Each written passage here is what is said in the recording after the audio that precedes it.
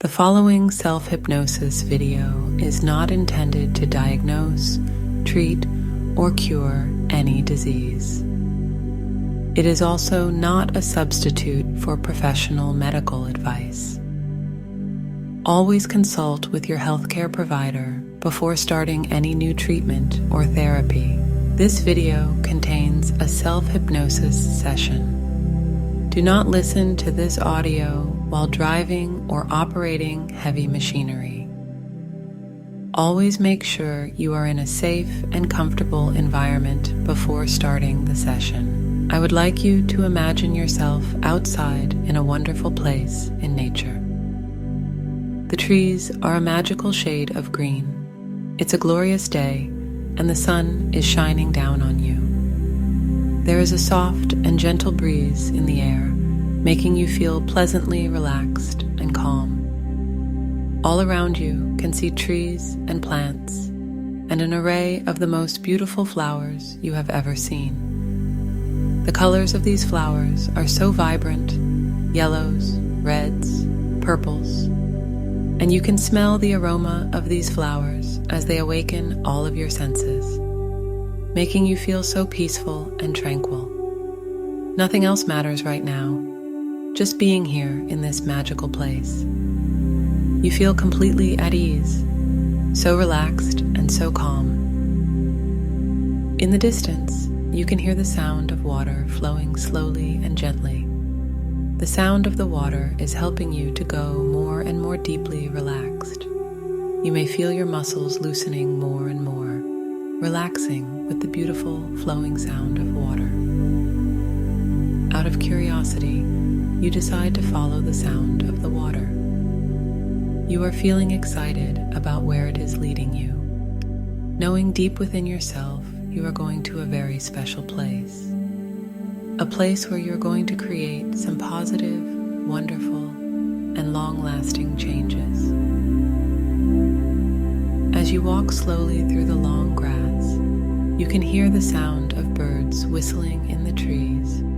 You look up in the trees, and you can see the birds playing happily together. It makes you feel at one with nature and the universe. You are feeling so lucky to be right here, right now, in this magical place, at this magical time. As you finally reach the lake, you realize it is the most beautiful vision you have ever seen. You are in awe of the beauty which surrounds you. You feel as though you are experiencing your perfect dream right now. The lake is filled with a variety of colors, rich colors of blues, turquoise, light greens, and a tinge of purple. It fills your mind and body with a wave of relaxation. You may be becoming more relaxed with each and every breath you take, feeling more calm, more peaceful and relaxed than ever before. Your mind may be drifting in and out, letting go, deeper and deeper still. You may feel as though your mind is flowing gently like the lake in your imagination. You look into the distance and can see a wooden bridge leading over the lake. You walk towards the bridge feeling more and more deeply relaxed. As you reach the bridge, you can see there are 10 steps leading over to the other side of the lake. You slowly start walking over the bridge, counting the steps in your mind. 10, 9, deeper and deeper still. 8, 7, all the way down relaxed. 6, feeling so calm. 5, 4, drifting off peacefully and easily. 3 and 2, all the way down, deep down, relaxed. And 1. I want you to imagine yourself now, standing in front of an old-fashioned blackboard. You have a piece of chalk in one hand and an eraser in the other. At the moment, the blackboard is clear, but what I would like you to do is to take the chalk and draw on the blackboard the number 10. See, the 1 and the 0, the number 10. Let me know when you can see the number 10 on the blackboard in your mind's eye. Good. Now, when you can see the number 10, and only when you can see the number 10, I want you to take the eraser and rub it out. Rub out the number 10 so that the blackboard is clear once more. And when the blackboard is clear once more, I want you to take the piece of chalk, and in the top right-hand corner of the blackboard, I would like you to write the word sleep. Sleep. The word sleep. See the S and the L and the 2 E's and the P. Sleep. Notice the size of the word and the formation of the letters, the position of the word sleep on the board. And when you can see the word sleep, and only when you can see the word sleep, I want you to take the eraser and wipe it away. Just wipe away the word sleep. And as you erase the word sleep from your mind, so you find yourself becoming sleepier and much more comfortable and much more relaxed. Now, when the board is clear, and only when the blackboard is clear, I want you to take the chalk and draw the number 9, on the blackboard. And when you can see the number 9, and only when you can see the number 9, I want you to take the eraser and rub it out. Rub out the number 9 so that the blackboard is clear once more. And when the blackboard is clear once more, I want you to take the piece of chalk, and in the top right-hand corner of the blackboard, I would like you to write the word sleep. Sleep. The word sleep. See the S and the L and the 2 E's and the P. Sleep. Notice the size of the word and the formation of the letters, the position of the word sleep on the board. And when you can see the word sleep, and only when you can see the word sleep, I want you to take the eraser and wipe it away. Just wipe away the word sleep. And as you erase the word sleep from your mind, you can find yourself becoming sleepier and much more comfortable and much more relaxed. Now, when the board is clear, and only when the blackboard is clear, I want you to take the chalk and draw the number 8, on the blackboard. And when you can see the number 8, and only when you can see the number 8, I want you to take the eraser and rub it out. Rub out the number 8 so that the blackboard is clear once more. And I want you to continue in this manner. First of all, drawing the number 10, wiping it away, and then when the board is clear, and only when the blackboard is clear, do you write on it the word sleep. And each time you wipe away the word sleep, you find yourself drifting deeper and deeper into a warm and sleepy sort of feeling. A very relaxed and a very comfortable sort of feeling, deeper and deeper relaxed. So I want you to begin now with the number 10, and as you do this, I'm going to be talking directly to your subconscious mind. But you don't even need to listen to me because your subconscious mind will hear everything that it needs to hear. And you will find that after just a short while, the board and the numbers and words will simply fall out of your mind, just as the dust from the chalk falls away from the blackboard when you wipe them away. You won't want or be able to draw the numbers or write the letters, as you become so very deeply relaxed and comfortable, sleepy, safe, warm, and relaxed, and focus completely on the sound of my voice. As you rest here, in this comfortable place within your deeper mind, allow yourself to be aware only of my voice, and allow my voice to guide you on an unconscious level to a place where you can objectively view the reality of your situation. It is not always easy to see how we are perceived by others when we are at the center of our own awareness, but when we take a step back, sometimes it is possible to notice the qualities that those people who are involved in our achievements admire about us. I know you feel plagued by an inner feeling that you don't really deserve your achievements, and sometimes worry that you may be a fraud who will be exposed one day. Yet it is clear that those who have helped you on your way, or the people who keep you at your elevated position, think otherwise. Else you wouldn't be where you are now. You may feel that you don't deserve to be where you are, but the fact is, you are there. Others recognize a certain quality in you and have rewarded you for it. They see you as efficient and highly skilled. They see you as someone with knowledge, and they respect you for that. Wherever you are in your life right now, you have reached this position through sheer determination and hard work. Maybe you don't agree that you worked hard to get where you are, but remember, you started from scratch, just as everyone learning new skills has to do. Some people learn quickly and easily, and others may struggle to understand basic concepts. In order to be where you are now, you most likely belong to the former category.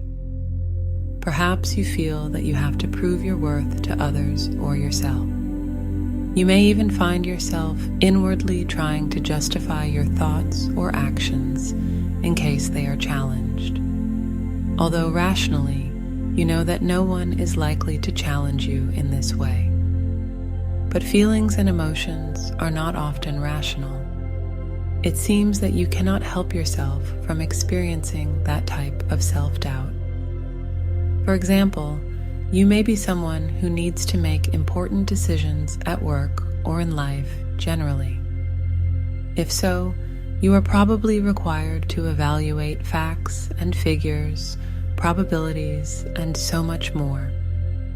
Just think about this for a moment.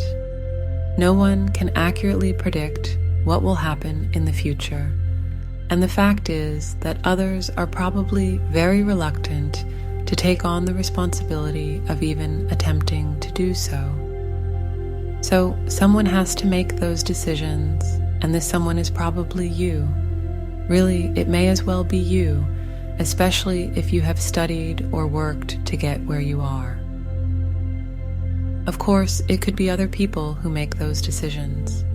If so, what is to say that their decisions will be right? Nearly everyone, if they are honest, will admit to feelings of self-doubt sometimes. In fact, as you know, the feelings have become so common that this condition is widely known as the imposter syndrome. The imposter syndrome encompasses feelings that are common to many human beings and are prevalent across race, nationality, age, and gender. People suffering from this often feel as though everyone else knows everything, but what they often don't realize is that deep down, other people don't know everything, and in many cases, they will know a lot less than you do. We all privately doubt ourselves, but we believe we're alone in thinking that way because no one else voices their doubts. Even Albert Einstein, one of the greatest scientists of all time, suffered from imposter syndrome, describing himself as someone whose work didn't deserve as much attention as it received. He claimed that his theory of relativity was inspired by a dream whereby he was hurtling down a mountainside. In the dream, he sped faster and faster, and when he looked up to the sky, he noticed how the stars altered in appearance as he approached the speed of light. And I want you to come with me on a similar journey, a journey deep into the realms of your wonderful subconscious mind. Instead of hurtling down the mountainside, I want you to find yourself floating gently down and down to a beautiful place with blue skies and soft candy floss clouds. Below, you see carpets of grass on the sweet-scented meadows and ornate picture box buildings and manicured gardens with exotic plants and herbaceous borders that smell divine. Picture the scene in your mind. Make it real and as vivid as it can possibly be. Good. As you float further down, perhaps you will notice clusters of pink cherry blossom trees scattered here and there. When you reach the bottom of the mountain, you feel as though you have landed on soft, feathery cushions, and you take a look around at your surroundings. To one side of you is a beautiful turquoise lake, bordered with tall bamboo plants that throw shade over the pastel-colored water lilies that float elegantly on top of the still lake. Do you see these in your mind? Allow the images to begin to form clearly as I am quiet for a moment or two. That's good, and you are still feeling very comfortable and relaxed as you notice that close by is a temple, carved out of wood and intricately patterned. From the steps of the temple, you are greeted by an old monk who is wearing a long purple robe. His hands are together as though in prayer, and he slowly and steadily walks over to where you now are resting. You begin to rise, but the monk bows his head, and with his hands still in prayer position, he beckons you to remain on the cushions. He notices how you admired the bamboo plants and explains how the bamboo needs plenty of nurturing. If you're a gardening enthusiast, you may already know that bamboo requires fertile soil, sunshine, and water, and in its first year of growth, there is no visible sign of activity. In the second, third, and fourth year, still nothing seems to grow. And yet, in the fifth, a miracle happens, and in just a few weeks, the bamboo suddenly shoots up until it is higher than the monk. The monk explains that during its first 4 years, the bamboo was developing a strong, unseen foundation, and had it not done so, it couldn't have sustained its life as it grew.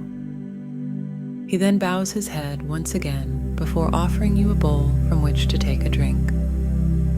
You lift the bowl up to your lips and take a sip of the delicious, sweetly fermented liquid. And you are feeling very deeply and comfortably relaxed, quite sleepy and very happy.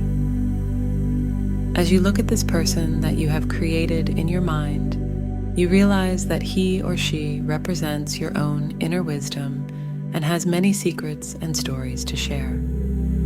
Your mind is open and receptive to new ways of thinking and feeling, and you see now that the monk is both male and female, anime and animus, that symbolize the collective unconsciousness. You feel a gentle breeze in the air as butterflies flit by, landing momentarily on nearby flowers before flying off and dancing and interweaving in the air. Breaking the silence, you become aware of distant music in the air, and a soft voice begins to rhythmically speak. You are not sure whether the voice belongs to the monk, or to anima, or animus, or the butterfly. It could even be the murmuring of the afternoon breeze unfolding its story. You may already know the story. Many stories from the collective unconsciousness are known at a deeper level. You don't even need to make sense of its meaning. Your unconscious mind will do this for you. In Far Eastern folklore, there was once a young, handsome fisherman called Taro. Taro knew the names of all the animals and beasts in his kingdom and was kind to all who he met. Taro was looked up to, loved and respected by everyone who knew him, but deep inside, he felt unworthy of all that love and respect. Who am I, Taro would ask himself, to be treated so well? I still have so much to learn and must prove to myself and my friends that I am worthy of them. He didn't voice his doubts, so no one, but he knew how he felt, and he continued his job as a fisherman, providing for the villagers in his usual way. All that was gratefully received. A small group of children in Taro's village had heard their parents and friends singing the praises of Taro. And and one day they decided to follow him to the beach where his boat lay hidden in the shade of the bamboo. The children watched as Taro went to prepare his boat for his expedition. The children were strong young swimmers, so as Taro prepared his boat, they waded into the sea to swim around in the warm, shallow waters. A turtle was swimming to the shore, waiting to greet Tao as it always did. The children saw the great turtle.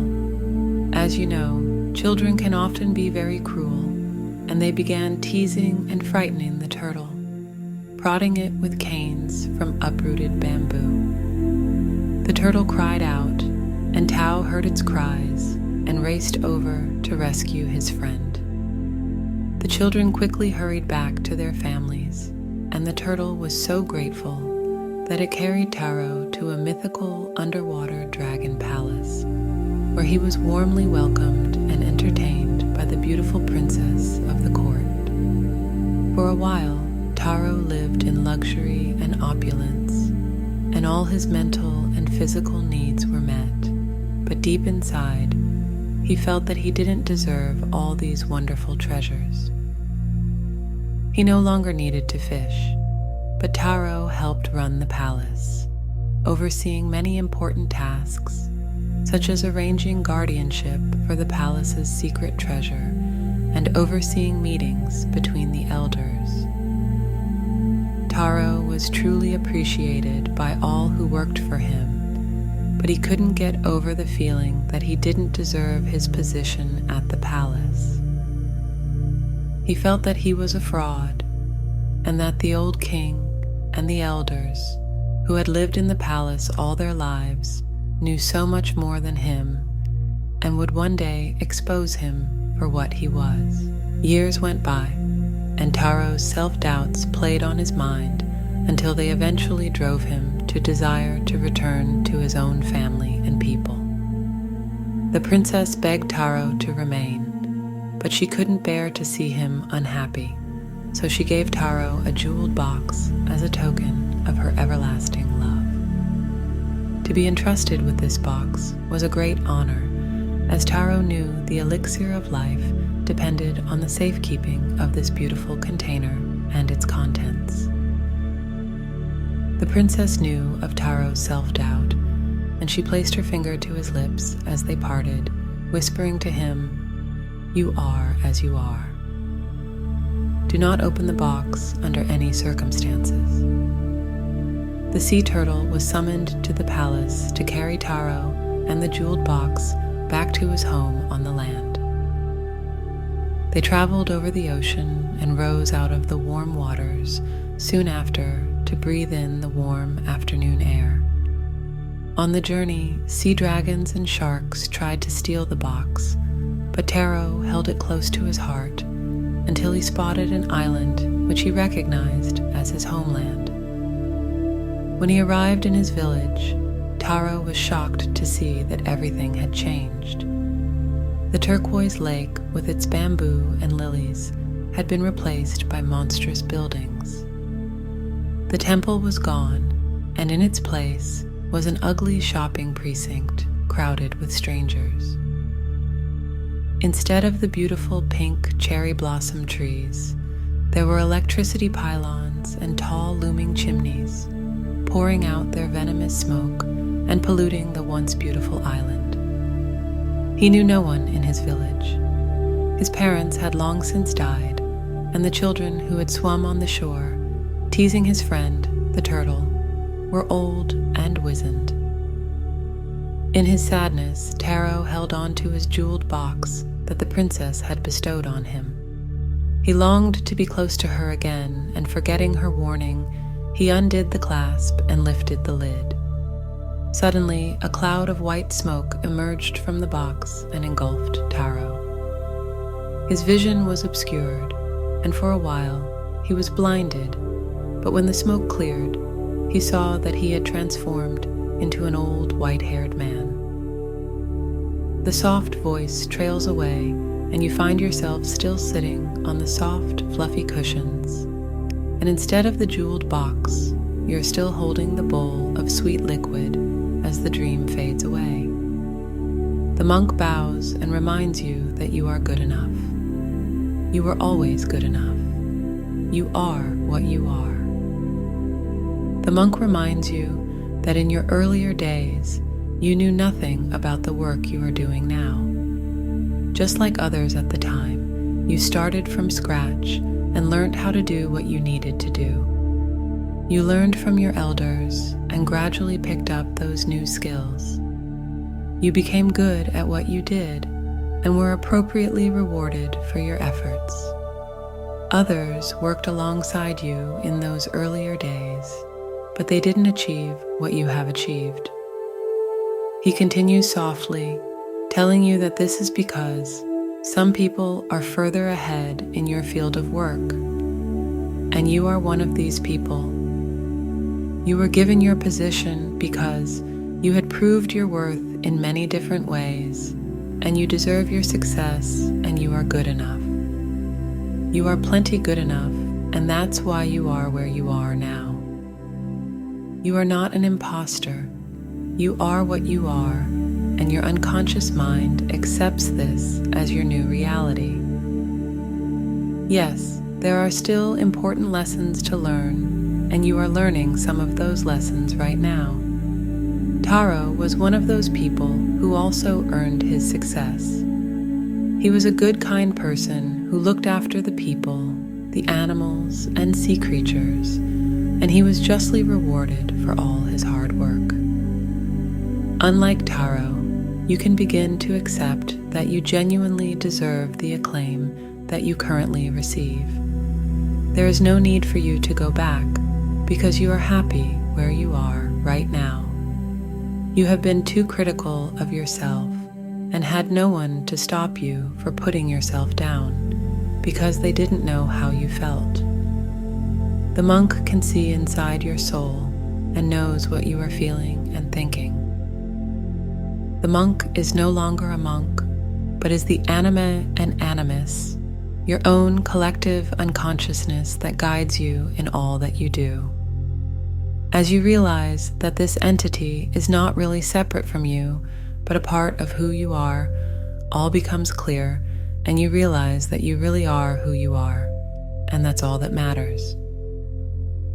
So, as you rest here in this comfortable state of hypnosis, listening to the sound of my voice, certain changes take place at a deeper level of awareness.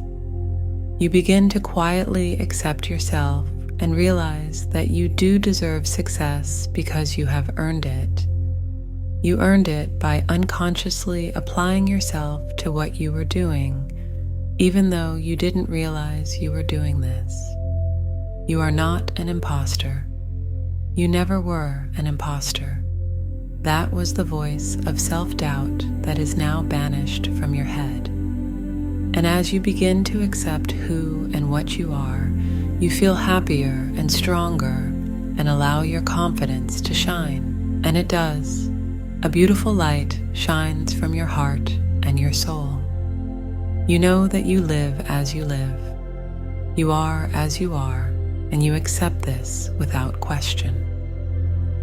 All those self-doubts disappear in an instant, and your mind becomes clearer, and life becomes brighter for you, and for those around who appreciate and love you because you are you. And these suggestions are firmly embedded in your subconscious mind and grow stronger and stronger day by day. They grow stronger by the day, stronger by the hour, stronger by the minute.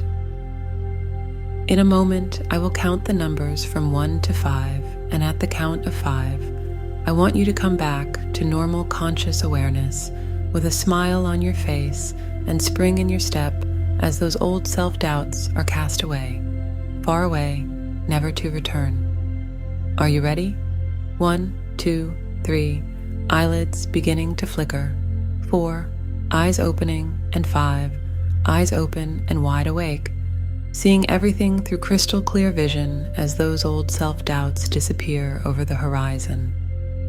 Eyes open now, mind and body returning to normal conscious awareness. If you enjoyed this self-hypnosis video, please like and subscribe. We will be posting videos on a regular basis for a variety of self-hypnosis experiences.